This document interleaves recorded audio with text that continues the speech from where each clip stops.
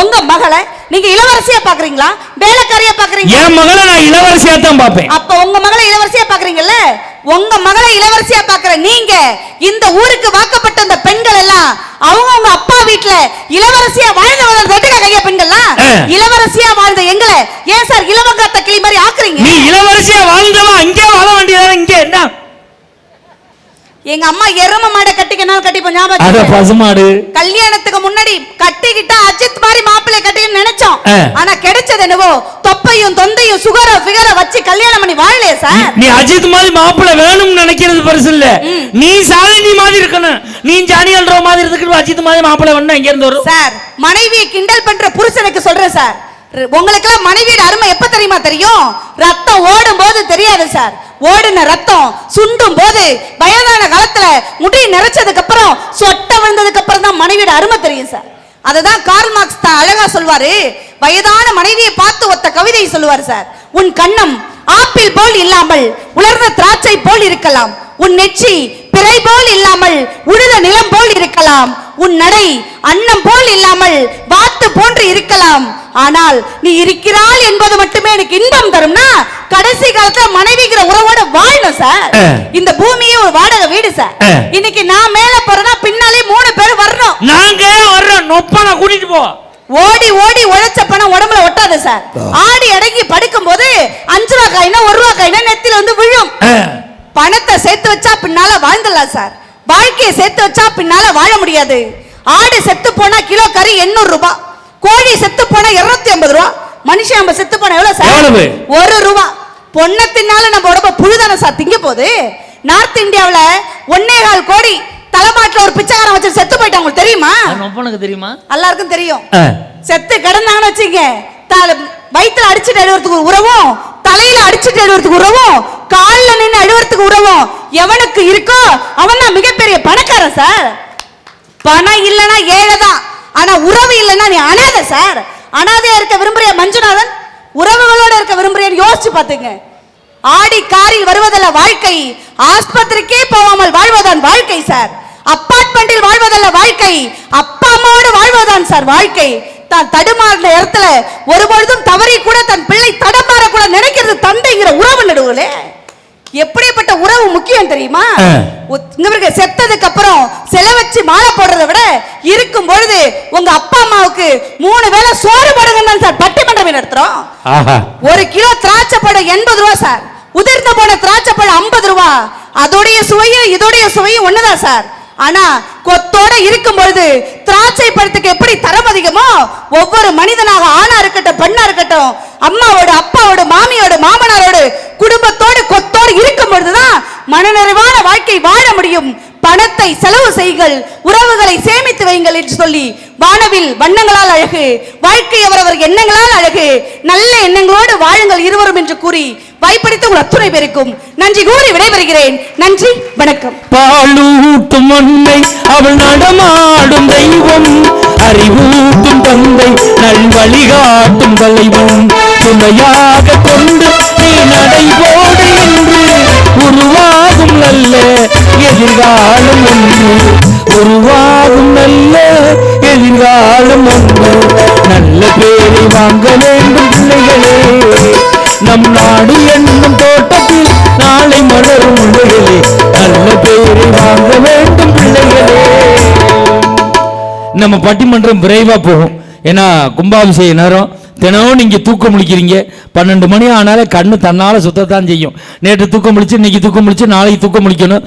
உண்மையிலே அந்த சிரமங்கள் வரத்தான் செய்யும். இன்னும் ஒரு கரெக்டா ஒரு 25 நிமிஷத்துல பட்டிமன்றத்தை முடிச்சிருவோம். இவர் 10 நிமிஷம், அவங்க 10 நிமிஷம், நான் ஒரு 5 நிமிஷத்துல தீர்ப்பு. அப்படிதான் பெண்கள் நேற்று ஒரு பட்டிமன்றத்தில் எந்திரிச்சு 5 பேர் போனாங்க. நைட்டு தூக்கம் வராம ரத்த வாந்தி எடுத்திருக்காங்க. ஏன்னா இந்த அம்மா மூச்சு வந்து வந்து போயிருக்கு. அதனால கூட்டத்தில் போறவங்க குழப்பம் இல்லாம போங்க. இப்பொழுது சொத்து பத்தே என்ற அணியை நிறைவு செய்து பேச வருகிறார் பேராசிரியர் கோப்பா ரவிக்குமார் அவர்கள். நல்ல ஒரு கைதட்டல் கொடுங்க பாப்போம்.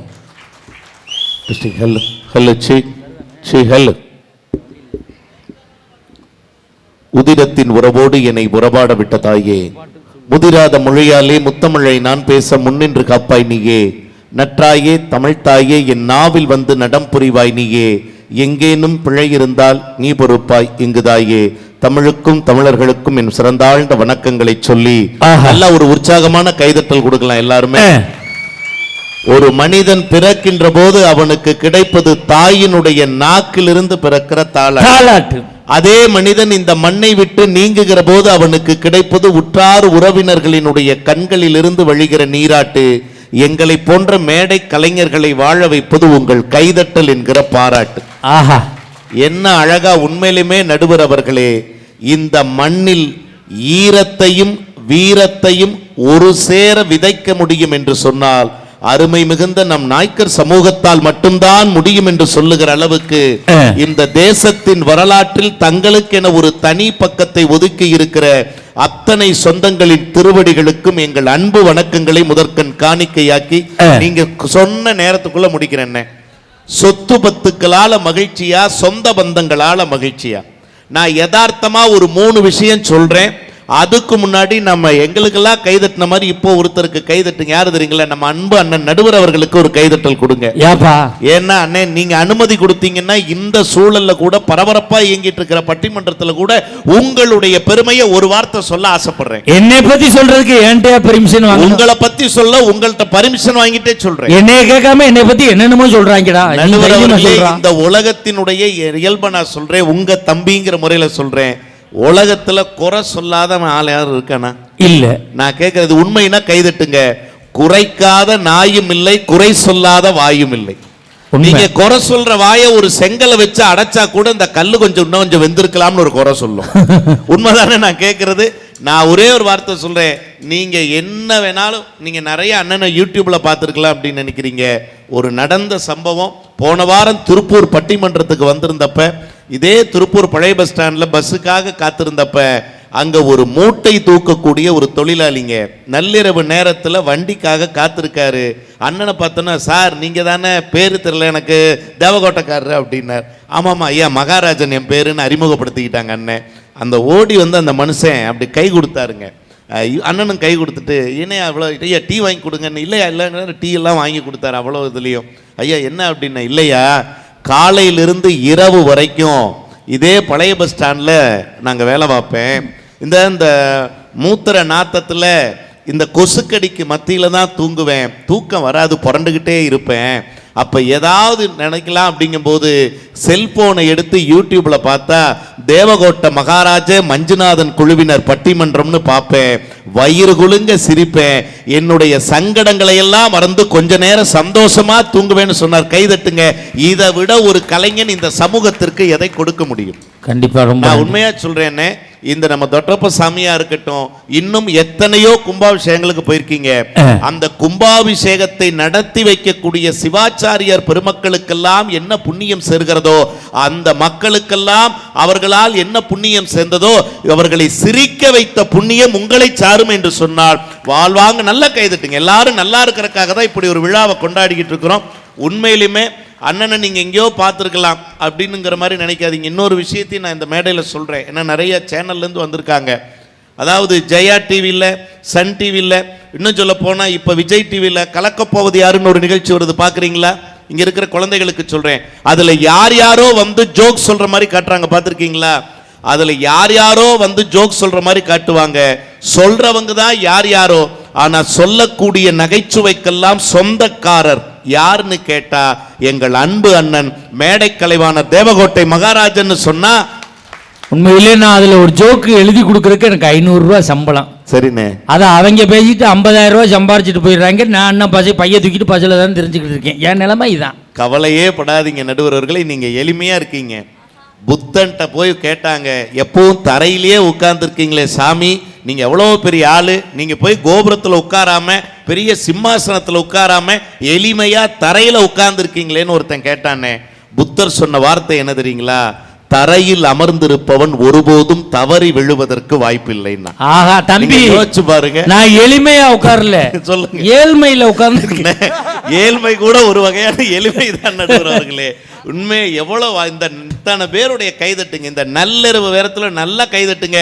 இதை விட சந்தோஷம் என்ன இருக்கு போகுது? அண்ணே அத்தனை கேள்வி கேட்டாங்கல்ல, உங்க தம்பி நான் உங்ககிட்ட ஒரு கேள்வி கேட்க, நான் என்ன கேட்கிறேன்னே, இந்த உலகத்துல ஒரே ஒரு கேள்வி, சிம்பிளான கேள்வி கேட்கிறேனே, சொர்க்கத்துக்கு போகணும்னா என்னென்ன செய்யணும்? சொர்க்கத்துக்கு போகணும்னா என்ன செய்யணும்னே நீ சொல்லு. என் தங்கச்சி ஏதோ சொல்றாங்க, உங்க தங்கச்சி சொல்றாங்க, சொல்லு. புண்ணியம் பண்ணணும், சரி. தர்மம் பண்ணணும், சரி. மனைவியை கண்கலங்காம பாத்துக்கணும். நீ சொல்லு. தம்பி ஏதோ சொல்றாங்க, நல்லா ஒரு புல்ல அடிச்சிட்டு குப்புறப்படுத்த சொர்க்கத்துக்கு. ஏன்டா டேய், புல்ல அடிச்சிட்டு குப்புறப்படுத்த சொர்க்கத்துக்கு வேணும். இவங்க ரெண்டு பேர் சொல்றதுமே இல்ல. நீங்க சொல்லுங்க அண்ணே. கேளு. அண்ணே சொர்க்கத்துக்கு போகணும்னா பாருங்க, மக்கள், குழந்தைகள், பெண்கள் எல்லாரும் ஆர்வமா இருக்காங்க. அம்மா எல்லாம் பாருங்க, சொர்க்கத்துக்கு போகணும்னா என்னென்ன செய்யணும்? ஒண்ணே ஒண்ணு பண்ணணும். நிறைய செய்ய வேண்டியது இல்லையா? ஒண்ணே ஒண்ணுதான். அவங்க 3 சொன்னாங்க. ஒண்ணு செஞ்சா போதுமா? ஒண்ணு செஞ்சா போதும். என்னண்ணே சொல்லுங்க. நீங்க பாருங்க, இந்த கூட்டம் உங்களுடைய பதிலுக்காக காத்து கிடக்குறாங்க. சொல்லுங்கண்ணே. செத்தா சொர்க்கத்துக்கு போலாம்டா. செத்தாவா? அப்புறம் எப்படா சொர்க்கத்துக்கு போறது? இதான உண்மை. சொர்க்கம் இங்கேயா இருக்கு? நான் சொல்றது கரெக்ட் தானே? உண்மையா அடுத்து பேச வர்றதுனால எல்லாத்துக்கும் கரெக்ட்னு சொல்லும். செத்தாதான் சொர்க்கத்துக்கு போகணும்ங்கிறது இல்லனே. ஒண்ணு சொர்க்கத்துக்கு போறதுக்கு என்ன தெரியுங்களா?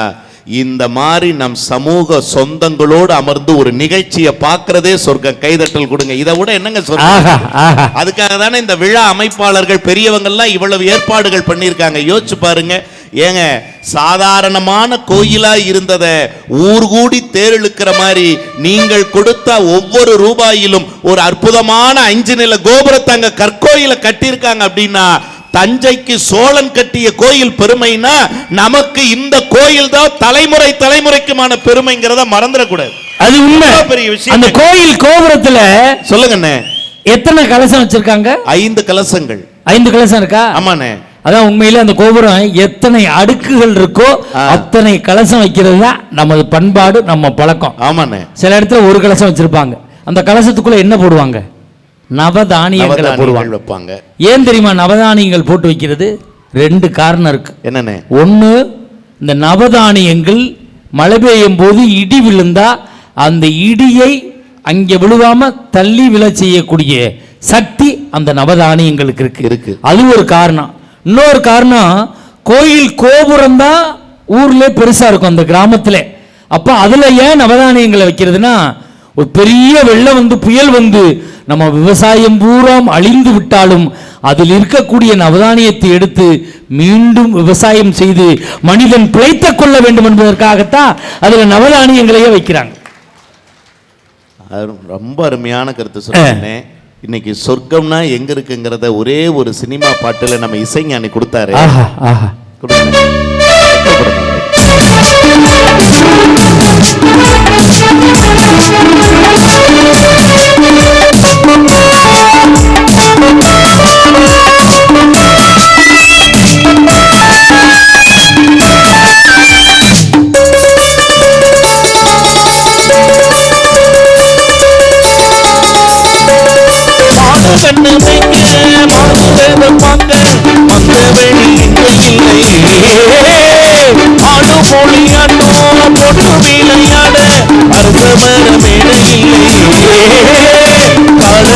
பூட்டி கட்ட வண்டி ஓட்டி காணப்பட வழி இல்லையே.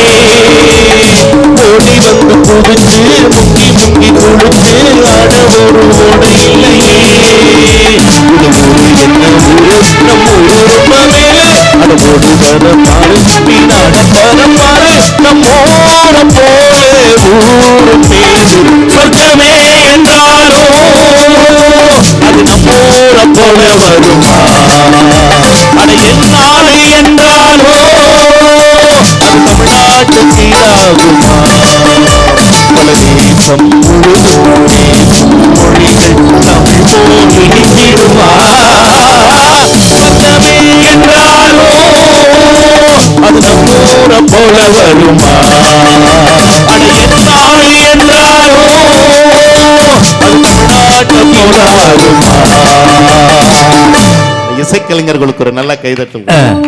அண்ணே, ஒரு 3 விஷயம் தான். நீங்க தீர்ப்பு எழுதுங்கண்ணே. நீ சொல்லு, அப்புறமா எழுதுறேன். பேனா கொண்டு வரல. நீங்க உங்களுக்கு பேனாவே தேவையில்லைண்ணே. பேனாவை வைக்கணும். வாங்கி எழுதுறேன்டா. நான் கேக்குறேண்ணே, வாழ்க்கையில சொந்த பந்தங்களால தான் மகிழ்ச்சி நாங்கல்ல.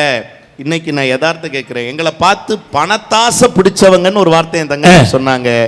ஒவ்வொரு தாயும் ஒவ்வொரு தகப்பனும் பணத்தை தேடி ஓடுறோம். ஏன் தெரியுங்களா? நான் வாழாத வாழ்க்கைய என் புள்ள குட்டிக வாழணுங்கிறதுக்காகத்தான் ஒவ்வொருத்தரும் பணத்தை தேடி ஓடிக்கிட்டு இருக்காங்க.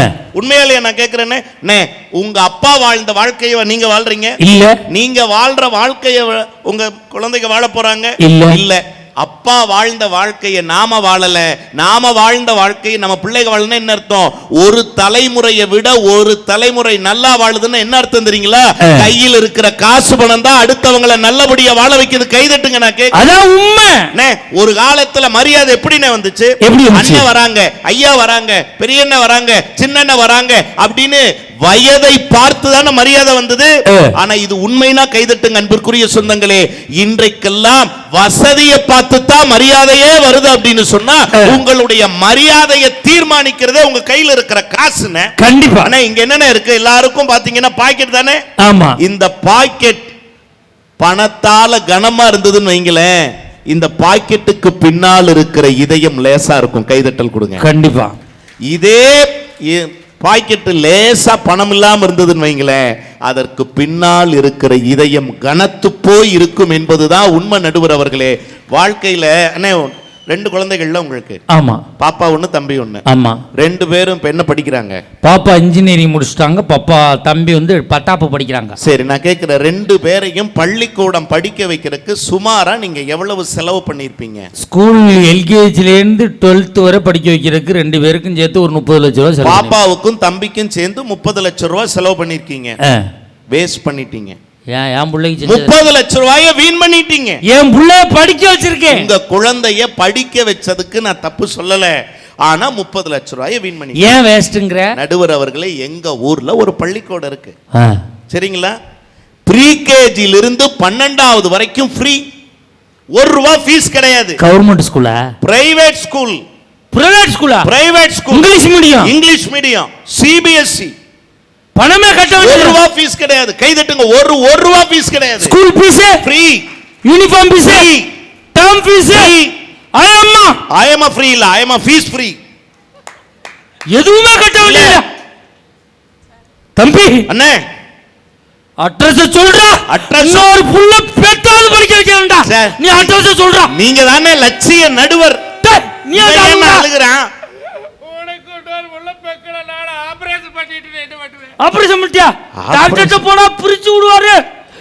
நீ அட்ரஸ் சொல்லியா? அண்ணே, அட்ரஸ் இங்க இருக்கிற மக்கள் உங்களுக்கு சார்பாவே சொல்றேனே, எழுதிங்க அண்ணே. எழுதுமா? உங்க சார்பா என் தங்கச்சி எழுதுறாங்கண்ணே. உனக்கு புள்ள வேணாம், பேசாம இரு. நீ அட்ரஸ் எழுது. அட்ரஸ் எழுதிங்க அண்ணே. நம்பர் 18. நம்பர் 18 விவேகானந்தர் குறுக்கு தெரு. விவேகானந்தர் குறுக்கு தெரு எழுதிங்க. கேட்டது மாதிரி தெரியுதுடா. எப்பவும் கேக்குறதானே. விவேகானந்தர் குறுக்கு தெரு, துபாய் பேருந்து நிலையம் முன்புறம், பெருந்துறை பேருந்து நிலையம் முன்புறம். அண்ணே பின்கோடு எழுதிக்கங்க அண்ணே. 420 420 420 420. உண்மையா சொல்லியா? உள்ள புரோகிராம் போட்டுருக்கையா? உண்மையா சொல்றேன் நடுவர்களே, அந்த ஸ்கூல்ல எல்லாமே ஃப்ரீ.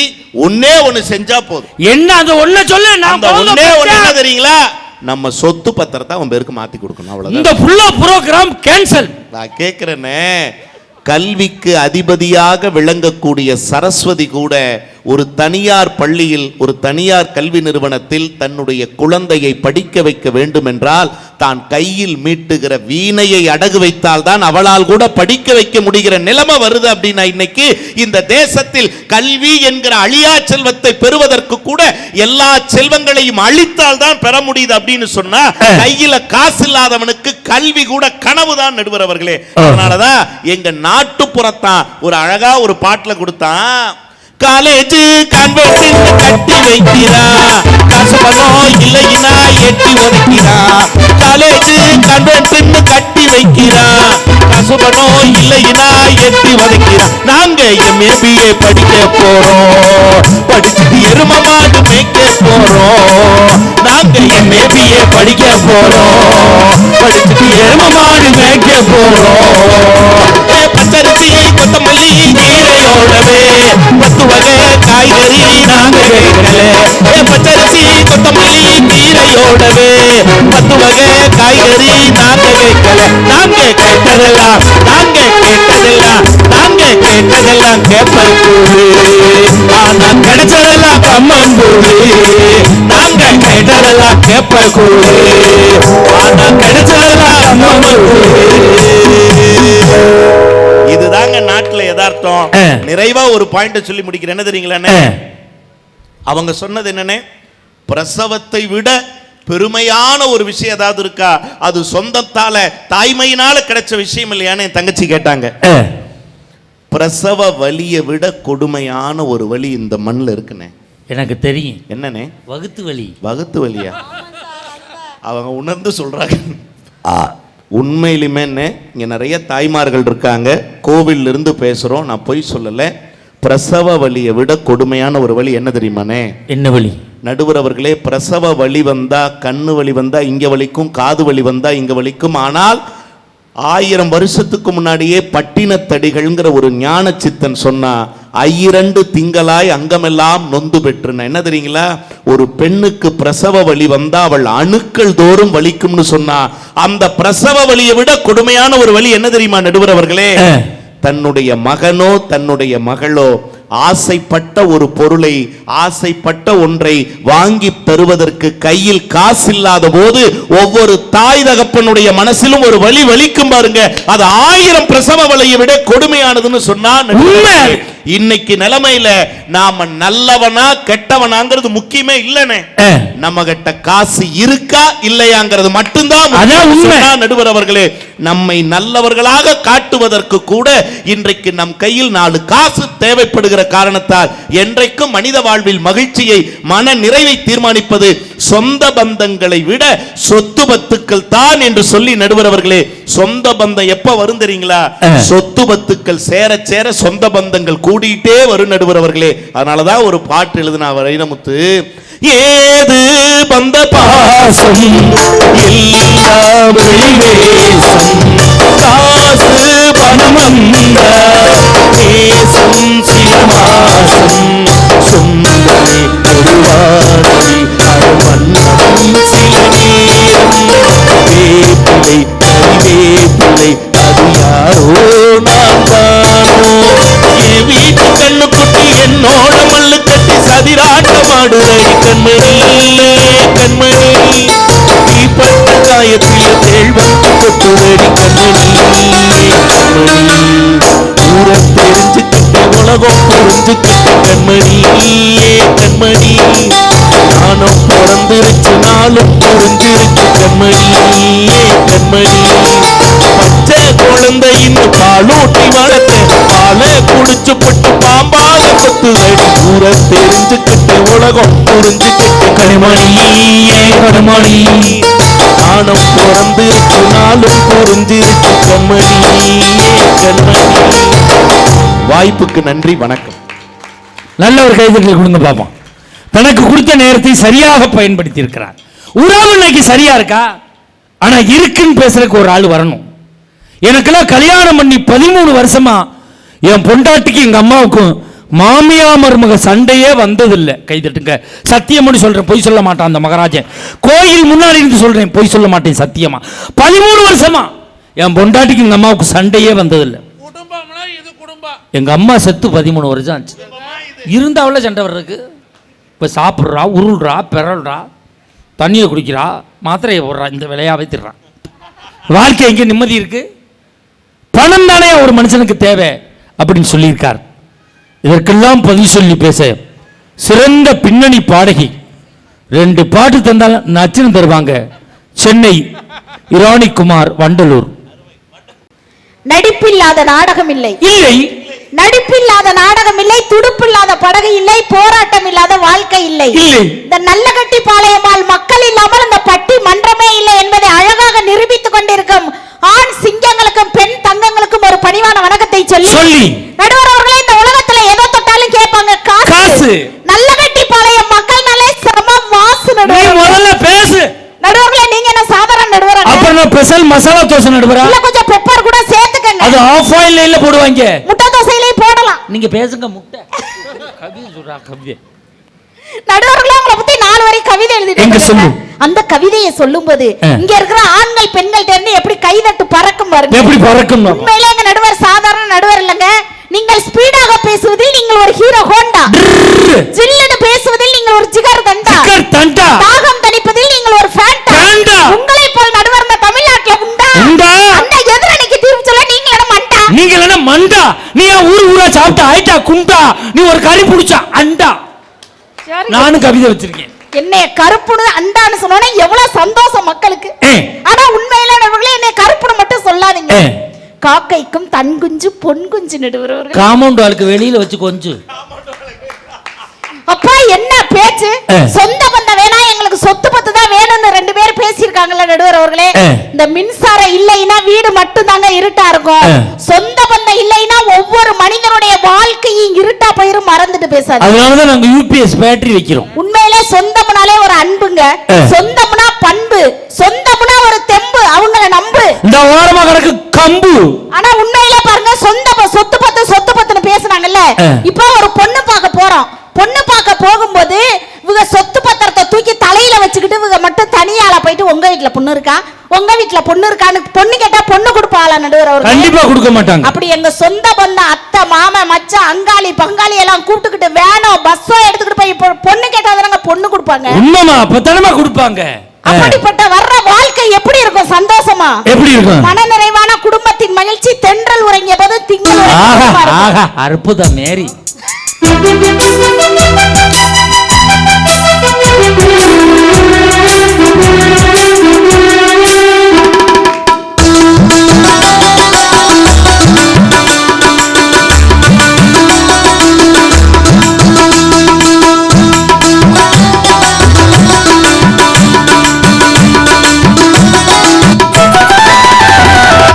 உறங்கிய போதும் கண்கள் உறங்கிய போதும் கண்கள் உறங்கிடுமா காது, கண்கள் உறங்கிடுமா காது, கண்கள் உறங்கிடுமா.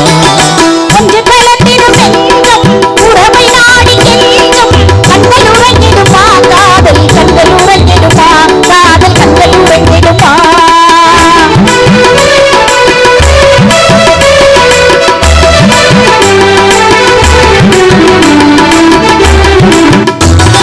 நீல இரவிலே தோன்றும் நிலவை போலவே நிலவை போலவா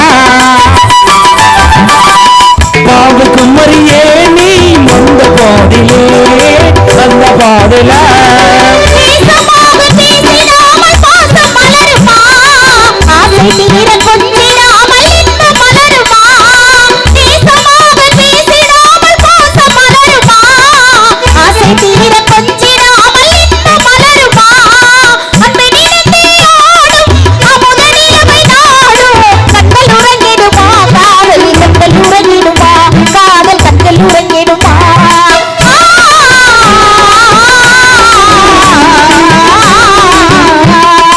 ஒன்று சேர்ந்த அன்பு மாறுமா, உண்மை காதல் மாறி போகுமா.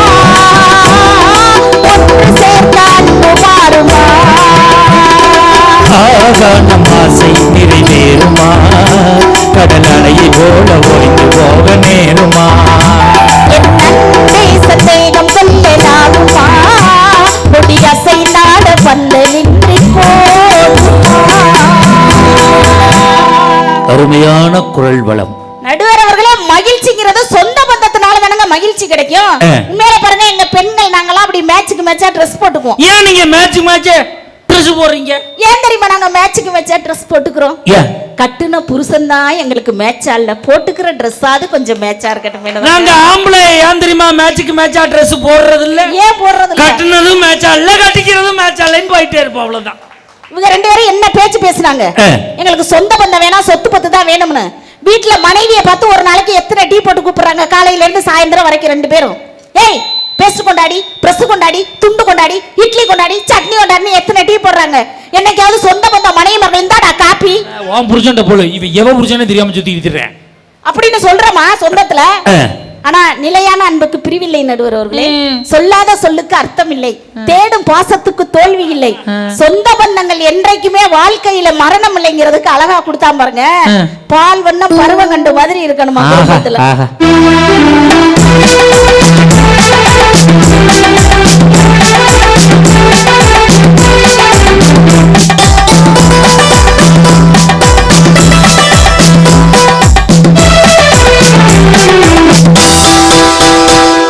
பால் வண்ணம் பருவம் கண்டு தேவன் கிளிகள் கண்டு பால் வண்ணம் நான் கண்டு பாடுகிறேன்.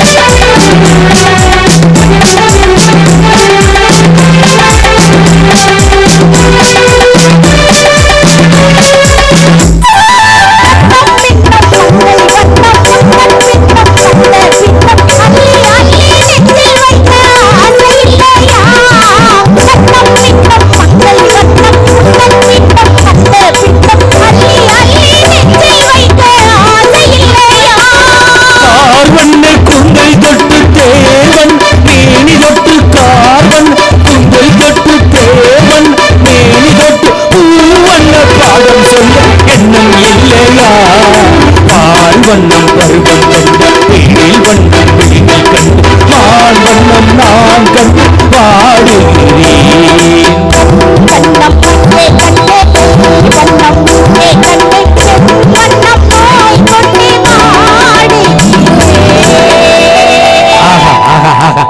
அருமையா பாடுறீங்க நீங்க. இந்த வந்துட்டீங்கல்ல, இப்ப 4 படத்துல தானே பாடிருக்கீங்க.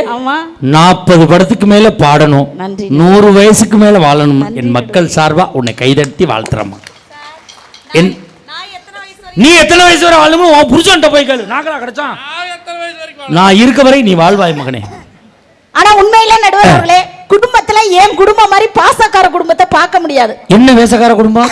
சி பாசக்கார குடும்பம். உண்மையிலே எங்க அத்தா மாதிரி பாசக்கார மனுஷனை பார்க்க முடியாதுங்க. மனுஷன் காலையில 7 மணிக்கெல்லாம் தூங்கி டானி எந்திரிச்சிருவாரு. அப்பதான் தெளியும் போல இருக்கு. எந்திரிச்சு என் முகத்துலதான் முழிக்கணும்னு ஆசைப்படுவாரு. விதிதான் இது முகத்துல முழிக்கணும்னு. காலையில 7 மணிக்கெல்லாம் எந்திரிச்சு தங்க குட்டி கண்ணு தெரியாதவன் அப்படின்னு என்னத்தான் சொல்லுவாரு. சொல்லுவான். எங்க மாமியார் சொல்லுவாங்க, பன்னி குட்டிய தங்க குட்டிக்கிறான் பாரு அப்படிம்பா. அந்த அம்மாவுக்கு கண்ணு நல்லா தெரியும் போல. ஆனா பட் அத பத்தி நான் கேர் பண்றது இல்ல. நீ கேரே பண்றது இல்ல. எங்க உன் கூந்தலை தூக்கி முன்னாடி போடு பாப்போம். ஏனடவர்களே, இதுக்கு என்ன குறைச்சல்? என்ன இருக்கு அங்க? கூந்தலை பாத்தீங்களா? பொங்கலுக்கு வெள்ளை அடிக்கிற கட்ட பிரசு மாதிரியே இருக்கு. அதுவும் பிசிறு அடிச்சு போய் கிடக்கு. உண்மையில தங்க குட்டினோட அப்படியே அத்தா முன்னாடி போய் சிங்குன்னு நின்னு அத்தா டெய்லி காலையில ஏமுகத்திலே முழிக்கிறீங்களே, அவ்வளவு பாசமா தான் அப்படின்னு கேட்டேன். அதுக்கு அவர் ஒரு வார்த்தை சொன்னாரு. என்ன சொன்னாரு? அதெல்லாம் ஒண்ணும் கிடையாது, உன்னைய உத்து பாப்பேன், இருட்டா இருக்கு, நான் விடியலன்னு படுத்து தூங்கிடுவேங்கிறாருங்க மனுஷன். இதுக்கு பேர் தாண்டா விடியா முஞ்சிங்கிறது. Hello mic testing. என்னதான் நான் விடியா முஞ்சியா இருந்தாலும் கூட எங்க அத்தா வாழ்க்கை என்னாலதாங்க விடியும். உன்னாலதான் விடியணும்னு அவரு சொல்றாரு.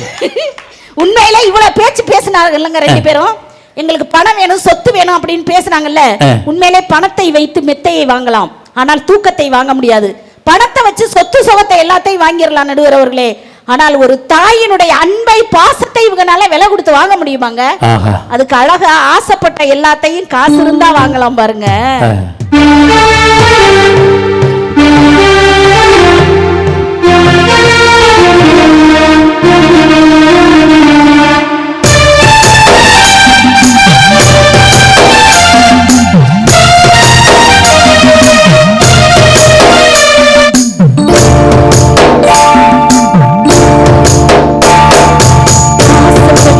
எல்லாத்தையும் காசு இருந்தா வாங்கலாம், அப்பாவை வாங்க முடியுமா?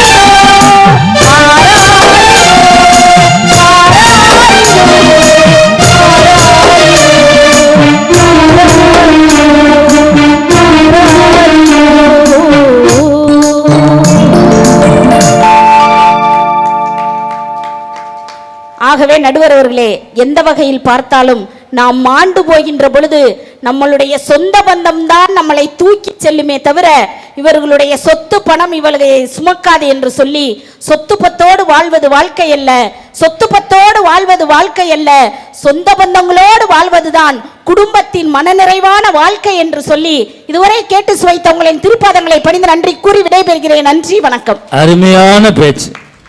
நல்லகட்டிப்பாளையம் கிராமத்தில் நடக்கக்கூடிய இந்த கும்பாபிஷேக விழாவை முன்னிட்டு நடைபெற்ற இந்த பட்டிமன்றம் வெற்றியடைந்ததாகவே கருதுகிறோம்.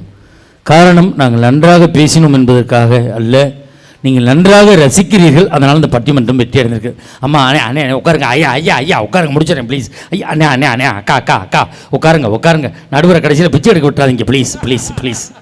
அவ்வளோதான். கேட்ட கேள்வி என்ன, தினம் துக்கம் முடிக்கிறோம், அந்த மயக்கம் வரத்தான் செய்யும். நாங்கள் பட்டிமன்றத்தை கொஞ்சம் விரைவாக தான் கொண்டு போனோம்.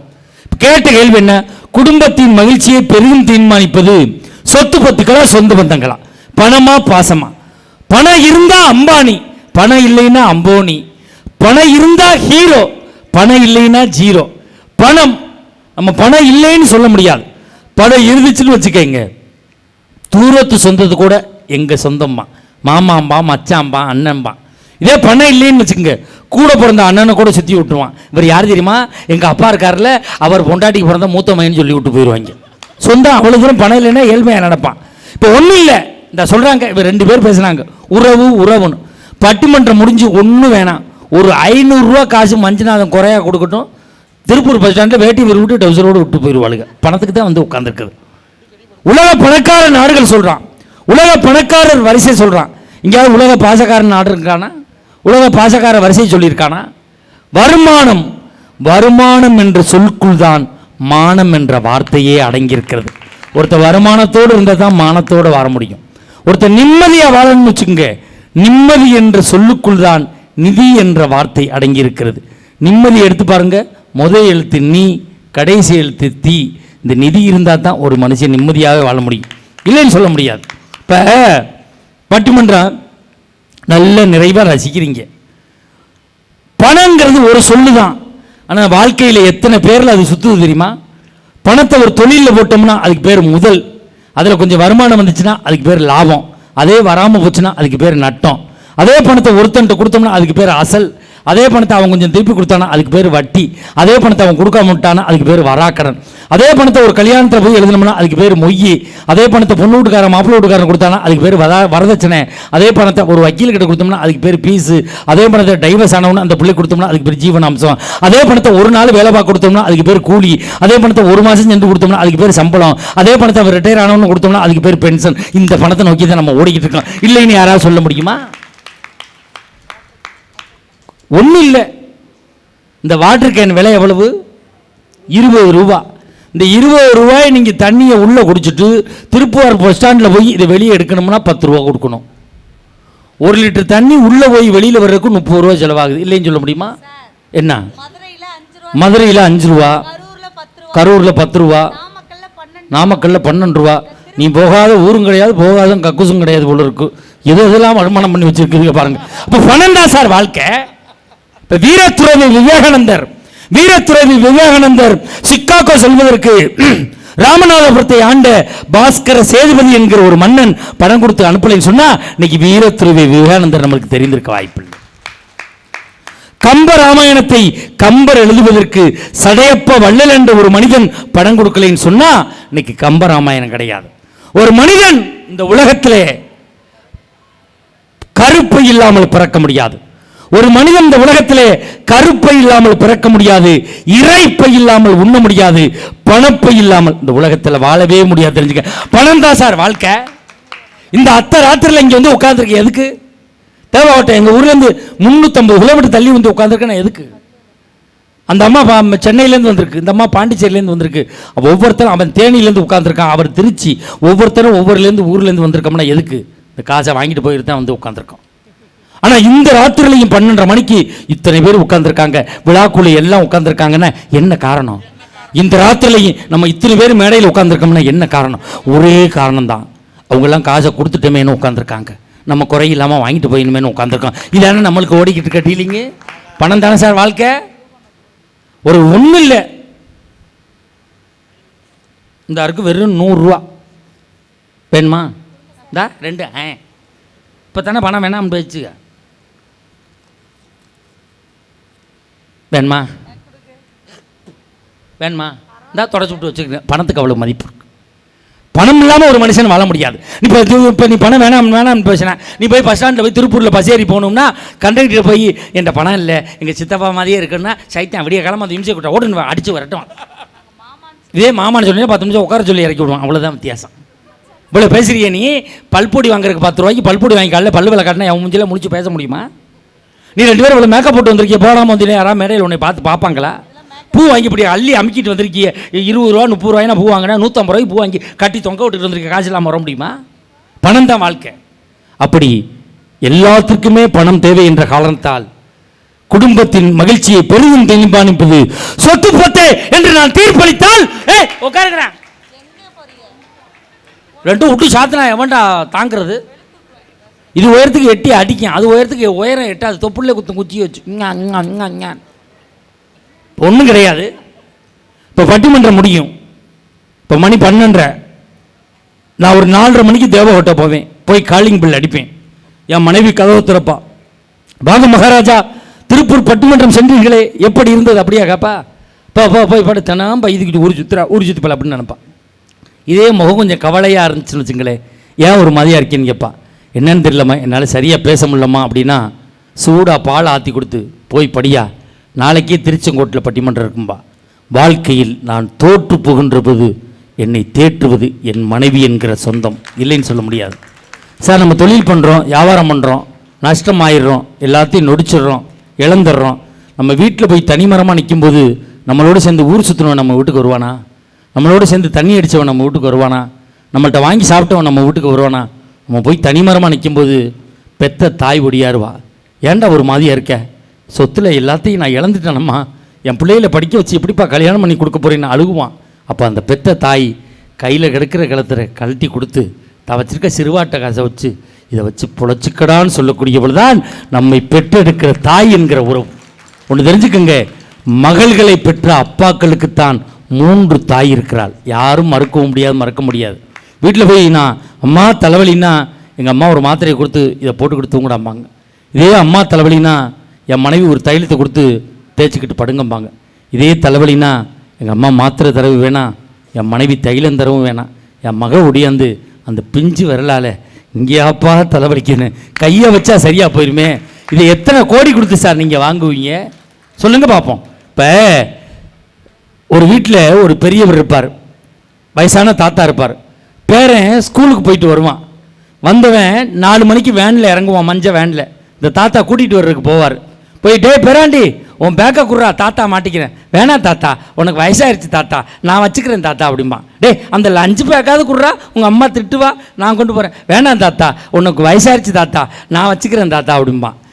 அப்போ நான் என்னடா பண்ணுறது அப்படின்பா. ஒன்றும் இல்லை தாத்தா, என்னைய தூக்கு தாத்தா அப்படின்பா. இதான் தாத்தாவுக்கும் பேரனுக்குமான உறவு. இதை நீ எத்தனை லட்சம் கொடுத்து சார் நீங்கள் வாங்குவீங்க? ஊரில் பெரிய மனுஷனாக இருப்பார், அவர் பேரை சொல்லி யாரும் கூப்பிட மாட்டாங்க. அவர் வந்தாலே எல்லாரும் ஒதுங்கி போவாங்க. இந்த தாத்தா வருவார், தாத்தா வரும்போது பேர பையன் 2 வயசு போய் ஓடியாருவான். ராமசாமி அப்படின்னு கூப்பிடுவான், அவர் சிரிப்பார். இதான் தாத்தாவுக்கும் பேரனுக்குமான உறவு. தாத்தா சாப்பிட்ட தட்டில் யாரும் சாப்பிட மாட்டாங்க. அவருக்குன்னே தனி தட்டு, தனி டம்ளரு, தனி எல்லாமே வச்சுருப்பாங்க. தாத்தா சாப்பிட்டுக்கிட்டு இருப்பார். இந்த 2.5 வயசு போய் அப்படி ஒடியாருவான். அப்படி அந்த ஷர்ன்னு ஒன்று கடிச்சு விடுவான், அது தெரிச்சு விடுவோம். எங்கள் குலசாமி அப்படி சொல்லி அவர் வாட்டில் சாப்பிட்டுக்கிட்டு இருப்பார். எத்தனை கோடி கொடுத்து சார் நீங்கள் வாங்குவீங்க? யோசிச்சு பாருங்க பார்ப்போம். தாய்மாமன் என்கிற உறவு உண்மையிலே அது ஒரு உன்னதமான உறவு. எங்கள் பகுதி எல்லையெல்லாம் தாய்மாமன் வச்சு தான், அவன் மடியில் உட்கார வச்சு தான் பிள்ளைக்கு காது குத்துவாங்க. அந்த பிள்ளை காது குத்தும் போது அழுகும்போது அந்த தாய்மாமன் தட்டி கொடுப்பார். ஏன் தெரியுமா? மகனே, மருமகனே, உனக்கு என்ன கஷ்டம் வந்தாலும் உன் தாய்க்கு பிறகு உன் தாயோடு பிறந்து நான் இருக்கிறேன் என்பதற்காகத்தான் அந்த தாய்மாமனை மடியில் உட்கார வச்சு காது குத்துறது. ஒட்டஞ்சத்திரத்தில் ஒரு பையன் 27 வயசில் இறந்து போயிட்டான். அவனோட பிறந்த அக்கா தான் பிள்ளைகளுக்கு காது குத்துருக்கு ஆந்திராவில் போய் 15 லட்சம் ரூபாய்க்கு தாயும் தன் தம்பி மாதிரியே சிலை செஞ்சு வந்து மெழுகு சிலையை வச்சு அதில் உட்கார வச்சு காது குத்தி அழகு பார்த்தது தான் இந்த தமிழகம். அப்போ உறவுகள் எப்படி இருக்கிறது? உங்கள்ட்ட நான் ஒரு விஷயத்தை பகிர்ந்து கொள்ள ஆசைப்படுகிறேன் நண்பர்களே. என் தந்தை 87 வயதில் இறந்து போனார். எனக்காக மட்டுமே வாழ்ந்தவர் என் தந்தை. எங்கள் அப்பா எனக்கு முன்னாடி 4 பொம்பளை பிள்ளைங்க, 4 பொம்பளை பிள்ளைகளை படிக்க வச்சு நல்ல இடத்துல கட்டி கொடுத்துட்டு என்னையை படிக்க வச்சு எனக்கும் திருமணம் பண்ணி கொடுத்துட்டு எங்கள் அப்பா 87 வயசில் இறந்து போனாங்க. எங்கள் அப்பா இறந்ததுக்கப்புறம் எங்கள் அப்பா பயன்படுத்தின ரூமை, அந்த பொருளை எதையும் நான் எடுக்கலை. 1 வருஷம் வரைக்கும் அது எந்த பொருளையும் நான் எடுக்கலை. எனக்கு ஒரு மனசு கஷ்டம்னா எங்கள் அப்பா ரூமில் போய் உட்காருவேன். எங்கள் அப்பா என்கிட்ட பேசுகிற மாதிரியே இருக்கும் சார். ஒரு தந்தையை இழந்தவனுக்கு தான் தெரியும் ஒரு தந்தையினுடைய பாசம் என்னவென்பது. ஒரு தாயை இழந்தவனுக்கு தான் தெரியும் ஒரு தாயினுடைய பாசம் என்னவென்பது. ஒரு மனைவியை பற்றி இவ்வளவு கேலி பண்ண கிண்டல் பண்ணோம். மனைவியை பற்றி யாருக்கிட்ட கேட்கணும் தெரியுமா? கடைசி காலத்திலே தன் மனைவியை இழந்து விட்டு ஒருவேளை சோற்றுக்காக ஒவ்வொரு வீடாக அலைகிறானே அந்த தகப்பனை கேட்டு பாருங்கள். ஒரு மனைவியினுடைய அருமை என்னவென்பது தெரியும் சார். என்ன சாப்பிடலாம் அப்படின்னு நினைக்கிறது மனைவி இருக்க வரைந்தா சார். மனைவிங்கிற உறவு இருக்க வரைக்கும் தான் நம்ம என்ன சாப்பிடலான்னு நினைக்க தோணும். மனைவி போயிட்டான்னா எங்கே சாப்பிடலாம்னு யோசிக்க தோணும் சார். அதான் சார் இந்த உலகம். நம்ம நினைக்கிறோம் மனைவி இருக்க வரைக்கும் தான் வீட்டுக்குள்ளே பாய், மனைவி போயிட்டான்னு வச்சுங்க தென்னையில் தான் சார் படுக்கணும். இதான் சார் இந்த உலகம். நம்ம நினைக்கிறோம் பணம் காசு இருந்தால் எல்லாம் நடந்துடும், பணம் காசு இருந்தால் எல்லாம் நடந்துடும் அப்படின்னு. நம்ம நினைக்கிறது பெருசு இல்லை சார். உள்ளே இருக்க அவன் நினைக்கணும் சார். நீ இருக்கணுமா இருக்க வேண்டாமான்னு நீ எத்தனை கோடி கொட்டி கொடுத்தாலும் அவன் நினைத்தால் ஒன்று நடக்கும், எதுவும் நடக்காது. உண்மையிலே இப்போ உடம்பு சரியில்லைன்னு வச்சுக்கோங்க, உடம்பு சரியில்லைன்னு வச்சுக்கோங்க. நம்மளுக்கு உடம்பு சரியில்லைன்னா மனைவிக்கு உடம்பு சரியில்லைன்னா 10 நிமிஷம் பாப்பா, 10 நாள் பாப்பா, 20 நாள் பாப்பா, பார்த்துக்கிட்டே இருப்பான். இப்போ மனைவிக்கு உடம்பு சரியில்லைன்னா நம்ம 10 நாள் பார்ப்போம், 20 நாள் பார்ப்போம். அதுக்கு மேலே அவங்க வீட்டுக்கு ஃபோன் பண்ணுவோம். உங்கள் மகளுக்கு முடியல, ஒன்று வந்து பாருங்கள், இல்லைன்னா கூட்டிகிட்டு போய் பாருங்கம்மா. இதான் ஆம்பளை செய்கிற வேலை. இதே நம்மளுக்கு முடியல நீங்கள் 10 நாள் பாப்பா, 20 நாளும் பாப்பா, 6 மாதம் பாப்பா, நம்ம படுக்க ஆகிட்டோம்னு வச்சுக்கோங்களேன். அவள் சொல்லுவா, கவலைப்படாதையா, கவலைப்படாத, என் பூவுக்கும் பொட்டுக்கு அடையாளமா நீ உசுரோடு இருந்தால் போதும், நான் உன்னை காப்பாற்றுறேன்னு சொல்லுவான். ஒன்று தெரிஞ்சுக்கங்க, நம்மை பெற்ற தாய்க்கு பிறகு நம்மளை தொட்டு தூக்கி பீமுத்திரம் அள்ளக்கூடியவள் நாம் கட்டிய மனைவியாக மட்டும்தான் இருக்க முடியும். வேற யாரும் வரமாட்டாங்க. உண்மையிலே பணம் என்பது வாழ்க்கைக்கு தேவைதான். ஆனால் மகிழ்ச்சியாக வாழ்வதற்கு சொத்து பத்துக்களை விட சொந்த பந்தங்களே தேவை என தீர்ப்பளித்து உங்கள் பாதம்பட்ட மண்ணை தொட்டு நீங்கள் நிறைவு செய்கிறோம். ஒன்றை மட்டும் சொல்லி நிறைவு செய்கிறேன். சொத்துக்களை வேண்டுமானால் பிரித்து கொள்ளுங்கள், சொந்தங்களை ஒருபோதும் பிரித்து கொள்ளாதீர்கள். நன்றி, வணக்கம்.